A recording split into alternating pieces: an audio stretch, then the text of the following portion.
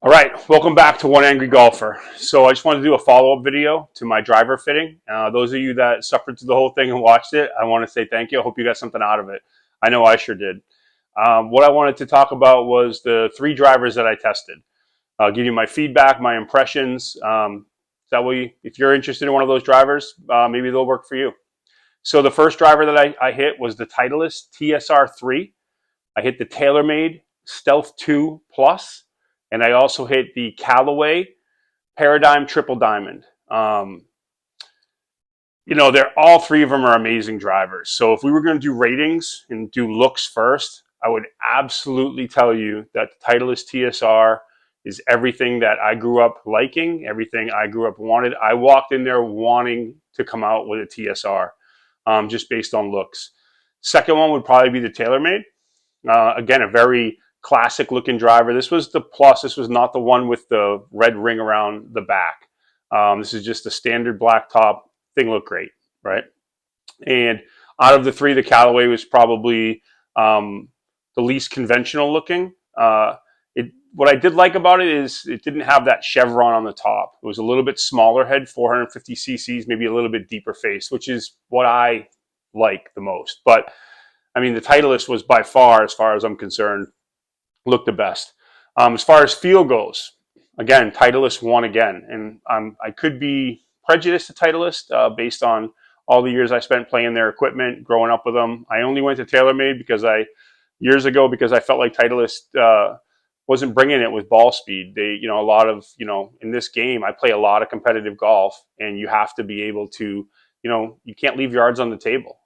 So that's what I felt like Titleist was doing when TaylorMade kind of stepped up their game when we got into like the R11 and the M2 and stuff like that. I felt like it was TaylorMade had leaps and bounds in the technology. The slider too. The slider was that really low spinning kind of driver.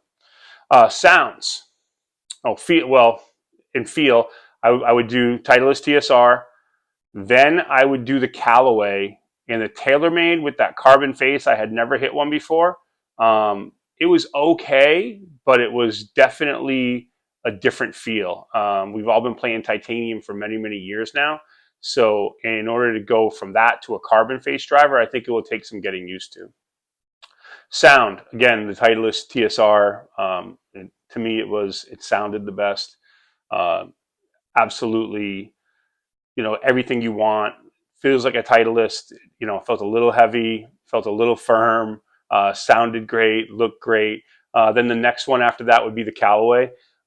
Just because of again, that's a titanium face. It's an all carbon chassis, but it has a titanium face, which I think is a lot of people are going to want for a little while. I mean, we all grew up on it. We've been playing it for many, many years.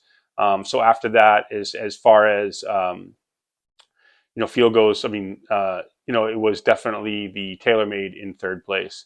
Ball speed.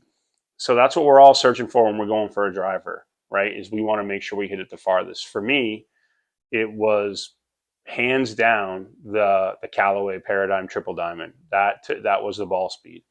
So for me, that's a huge factor in a driver, and it probably will be for you too.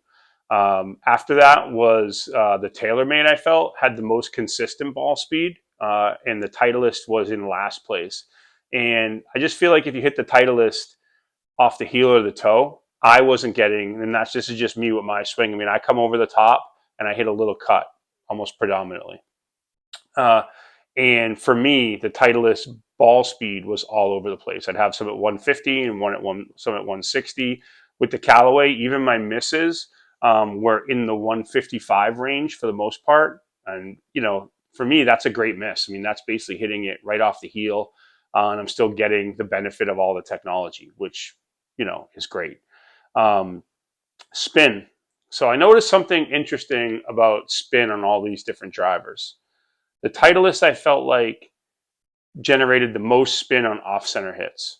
And that was anywhere on the face, right? Like anywhere you hit it, if you didn't hit it off the middle, you were probably getting a much higher spinning shot than you would off the center of the face, which, as we all know, is going to lead to not as much distance, not as much carry. We're all after the carry distance.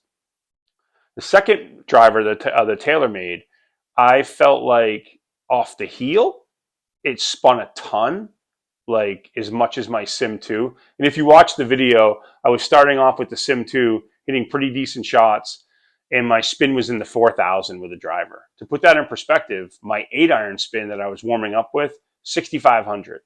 So, I mean, you could see how many yards I was leaving on the table just based on that, right? So for me, the lowest spin was the most important thing to get that distance. So the TaylorMade, when you hit it off the heel, spun a lot. I mean, I got a couple over 3,000. And for me, that's where I'm going to miss it for the most part with my swing. I'm going to miss that ball. I'm going to miss that shot in the heel.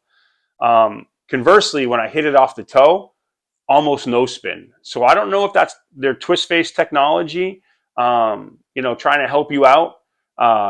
But for me, it just was a no-go. I love the way the club looked. I could have got over the feel, but the inconsistency in the spin, and especially the high spin off the heel, which is where I hit it, would just be too tough to manage consistently. The Callaway, I felt like, had great spin for me anywhere I hit it across the face, which is kind of interesting because it's their triple diamond model. And the triple diamond model has always been like the hardest one to hit. Like, you had to be basically a god to hit this in years past. The spin was so low. It was very, very unforgiving. They basically marketed it towards, if you're a +3 handicap with 175 mile an hour ball speed, this club's for you. But just make sure you always hit it off the center. So I had never tried it until I went to the fitting. So forgiveness for me, obviously it was the Callaway, then it was the TaylorMade, and then it was the Titleist. I felt like the Titleist was the least forgiving.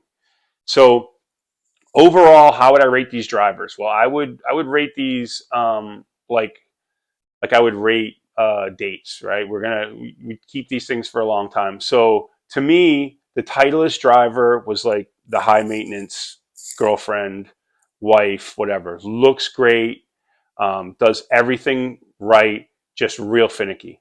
It's a lot of work. The Callaway is more like the cosplay girl,